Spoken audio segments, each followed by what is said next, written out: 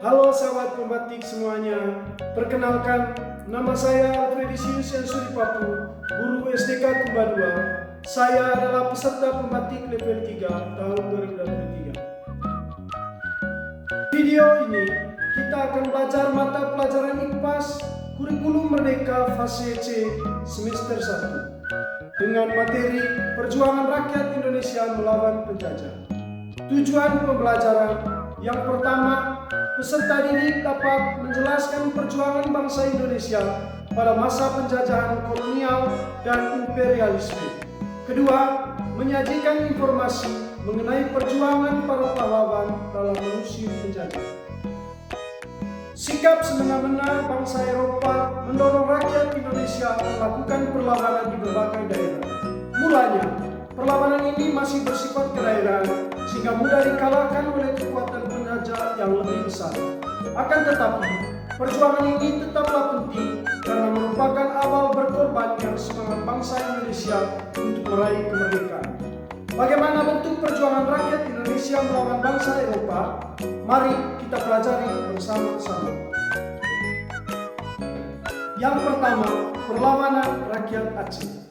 Rakyat Aceh dipimpin oleh Tengku Cikdikiro, Panglima Polim, Tengku Umar, dan Cutnyadin menggunakan taktik pering-gerilya untuk melawan penjajah.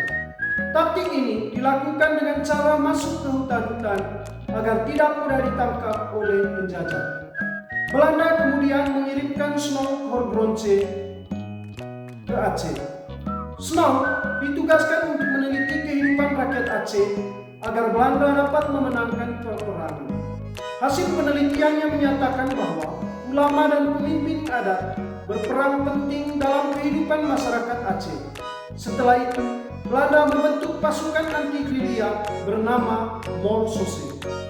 Rakyat Aceh pun berhasil dikalahkan dan tunduk pada kekuasaan Belanda.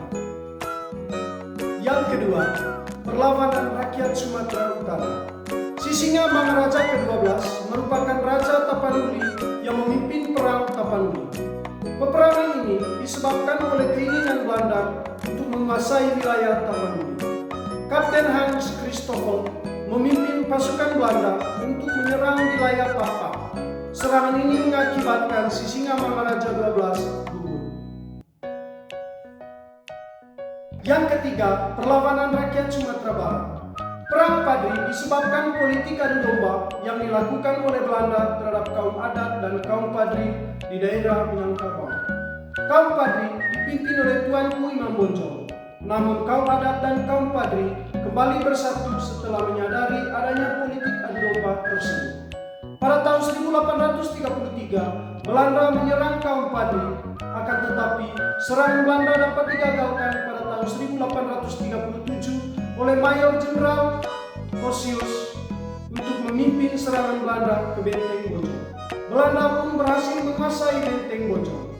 Peperangan pun berhasil diakhiri. Namun, Tuanku Imam Bonjol berhasil ditangkap dan diasingkan ke daerah lain. Tuanku Imam Bonjol meninggal di daerah pengasingannya di Manado. Yang keempat, perlawanan rakyat Jawa. Pangeran Diponegoro memimpin perlawanan rakyat Jawa. Perlawanan ini disebabkan karena Belanda yang memasang patok-patok kayu sebagai batas pembangunan jalan di atas tanah makam leluhur dari Pangeran Diponegoro tanpa seizinnya.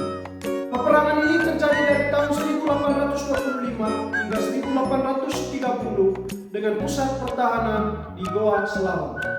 Perlawanan Pangeran Diponegoro semakin meluas hingga mencapai beberapa daerah seperti Yogyakarta, Surakarta, Banyumas, Kudus, Pekalongan, Semarang, dan Rembang. Yang kelima, perlawanan rakyat Bali. Di wilayah perairan Bali berlaku hak tawan karang.